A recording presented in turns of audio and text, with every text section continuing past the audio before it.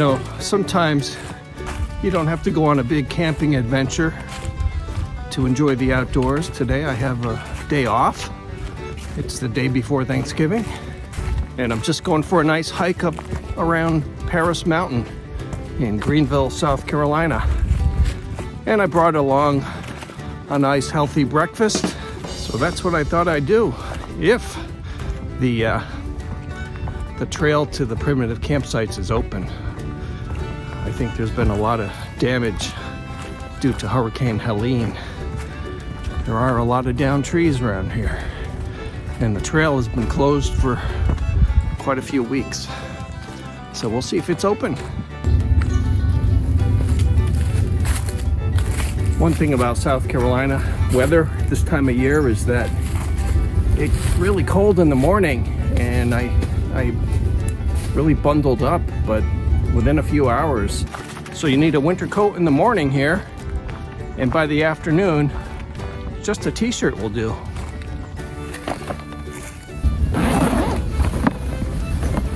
Ooh. I don't want you to see my secret healthy breakfast. Hope you didn't see it. I'm gonna hide that. This might be a good time to share with you something I learned on YouTube years ago. You know, there's a lot you can learn from other people on YouTube. It's not like Hollywood controlling everything that they want you to see. Here we can share real useful knowledge, like my hat, for example, or some of you might call it in the Philippines. I know you call it a bonnet. I don't really wear bonnets. I wear hats or caps. You can actually adjust your hat so that you can control the amount of heat or coolness that you need. For example, right now I have it down over my ears, so that's in the coldest condition. But we can also adjust the hat, take it off the ears like that, and it's kind of like a medium setting. And then without taking the cap or the hat completely off, just put it so it's basically just resting on the cap of your head. Hopefully you'll notice if it falls off.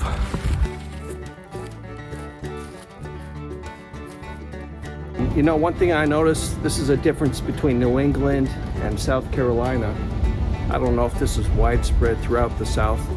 Probably because New England's pretty rocky. It has a pretty rocky soil. And usually when a tree falls over like this, you'll find rocks embedded in the roots. And in the winter, when the ground is covered with snow, you can't find rocks anywhere in the ground, or maybe the ground is so frozen, even if you did find them, you wouldn't be able to get them out. But if they're embedded in the roots of an overturned tree, you can take those rocks, heat them up in your campfire, spread them out, put some pine branches over that, lay on top of it, and all that warmth is coming up, and hopefully you'll have a piece of plastic, an emergency blanket, or something to cover you to trap the warmth of those rocks so you'll survive. But one thing you never want to do is take rocks from a stream, you know, rocks that are round and smooth that come from a stream. You don't want those because they could explode on you in the fire, and that would not be good.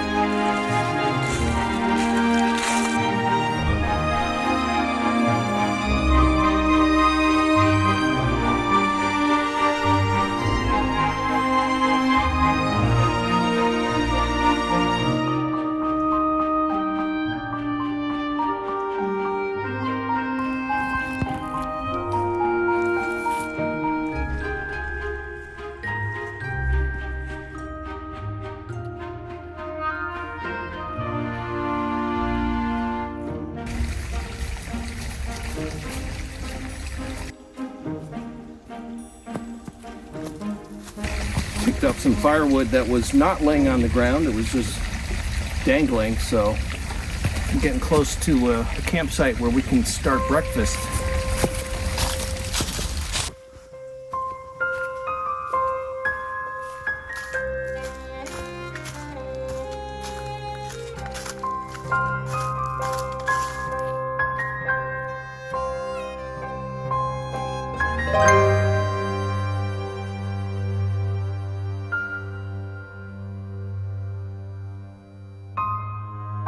All right, it's time for breakfast. I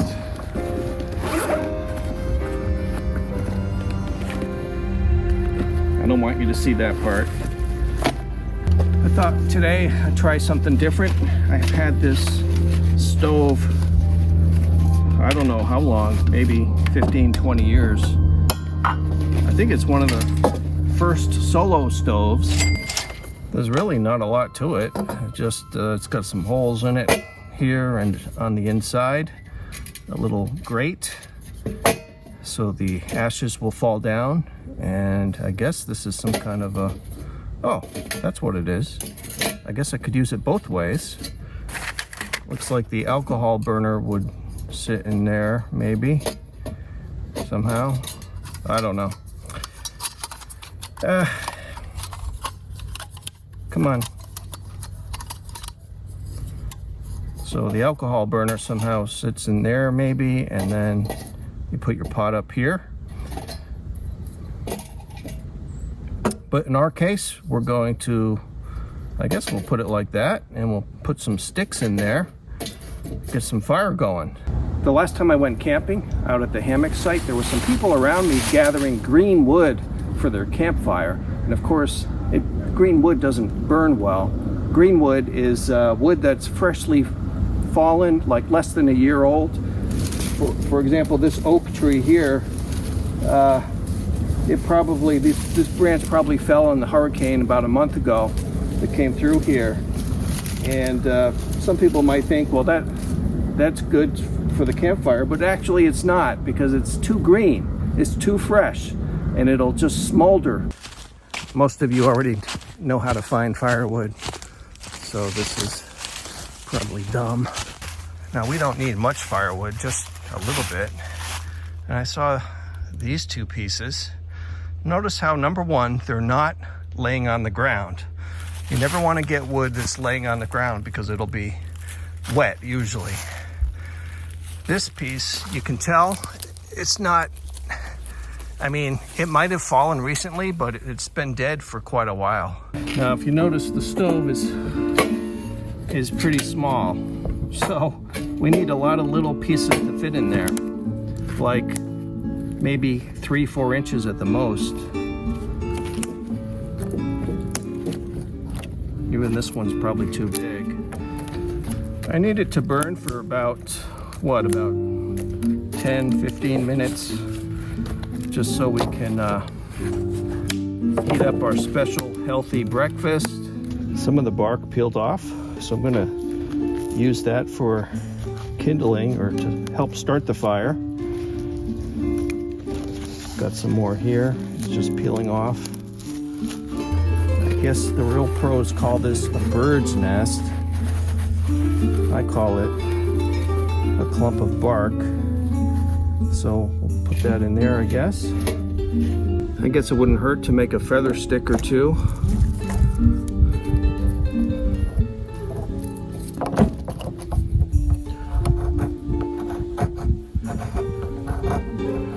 Just want to get some shavings here that'll easily catch on fire. Yeah, this is nice dead wood, very dry. You don't want any wet wood. Now, in my fire starting kit, I have a bag. I did the laundry this morning, or at least moved from the washer to the dryer. And I grabbed some lint from the vent tray thing. So actually, I think I'll put that in there with that. Whoa, this is gonna be a roaring fire, isn't it? And then take the ferro rod.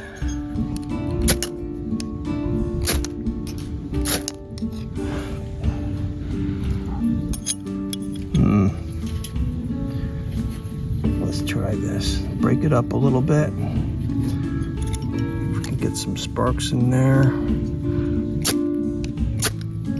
There we go. Put the feather sticks in there.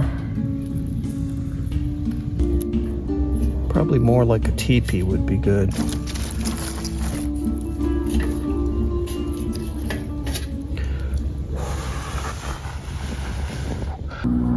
The stove is going pretty well, so I'm going to put this right on top.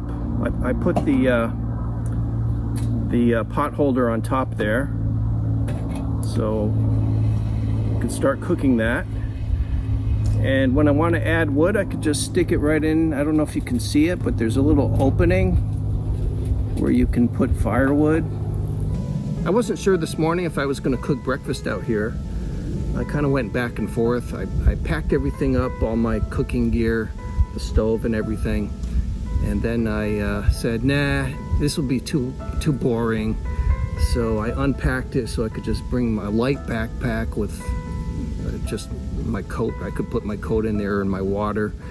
But then I said, nah, it's maybe somebody would like to watch it. So I packed everything back in, and I forgot to bring a plate again. I'm always forgetting a plate, and I wanted to put a plate over. It's like a paper cardboard type of plate that I could put over this pan to just warm up my breakfast, my healthy breakfast. But I forgot that at home, so we're gonna have to make do without an ability to retain the heat in the pan. You're probably wondering, what's for breakfast?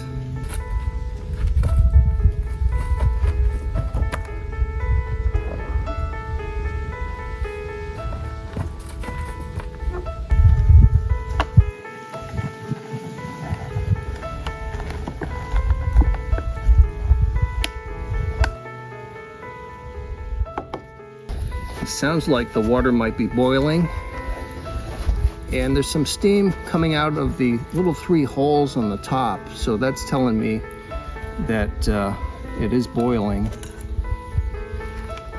And yeah, it's bubbling, but yeah, for tea, that's plenty hot. Let's just take that off, and we'll pour it into. It's another thing, you never want to hold a cup while you're pouring hot water, because you could get scalded, and if you're out here and you don't know what to do, if you get burned like that, it's not fun. I'll just let this fire die down a little bit because I don't want to burn breakfast. I just want to warm it. See? If you guessed cinnamon roll, you were right.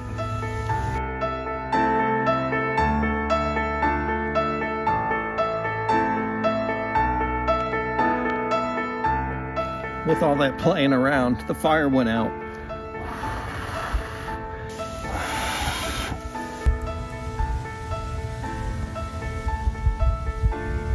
What a beautiful way to spend the day before Thanksgiving while our wives slave away in the kitchen for tomorrow. We're out here doing all this manly stuff. Well, that's probably about as good as it's gonna get, so.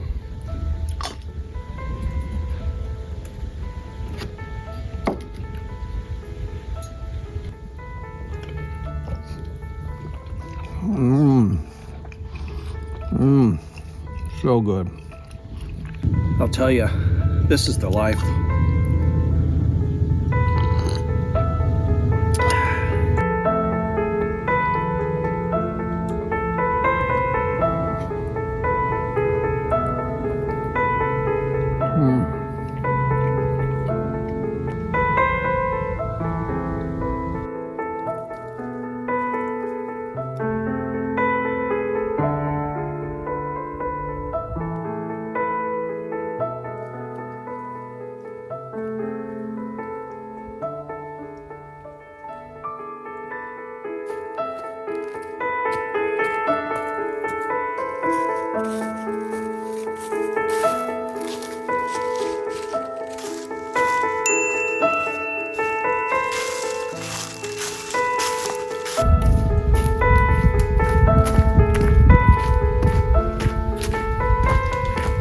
so enjoyable.